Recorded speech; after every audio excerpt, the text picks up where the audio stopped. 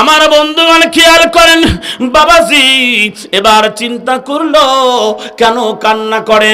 সুন্দরী নারী, কোনোদিন কষ্ট দেই নাই, কোনোদিন প্রসাদ নিতে আমি বিলম্ব করি নাই, বিলাসিতা দিয়ে মানুষ করেছি। ঘটনা কি? আমর বিন ওয়াহাব তার মেয়েকে বলতেছে, মেয়েটির নাম কিতাবের মধ্যে আসছে রুয়াইনা। বলেন তো নামটা কি বললাম? সবাইকে বলতে হবে নামটা কি বললাম? রুয়াইনা। এই মেয়ের নাম হলো রুয়াইনা। এবার আমর বিন ওয়াহাব বলতেছে, মাগো তুমি কেন কান্না করো বুঝতে পারলাম না, কেন কাঁদো, কি জন্য কাঁদো বুঝতে পারলাম না, বলো বলো বলো বলো বলো। মেয়েটি বলতেছে, আব্বা গো আব্বা, আমার বাড়ির সামনে কে এসেছিল, আমি যেন কিছু কথা শুনলাম। বলে একজন যুবক এসেছিল।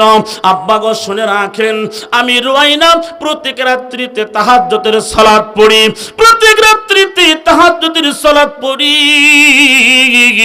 আব্বা গো আমি তাহাজ্জুদের সালাত পড়ার পর আমি একটু বিছানায় ঘুমিয়ে যাই, প্রতি রাত ঘুমিয়ে যাই। আব্বা গো ফজরের আযান হওয়ার আগ মুহূর্তে বিছানায় একটু আরাম করে। আব্বা গো আমি আজকে রাত্রিতে ফজরের সালাত পড়ার পর, ফজরের সালাতের পূর্বে তাহাজ্জুদের পরে আমি একটু ঘুমিয়ে গেছি আব্বা।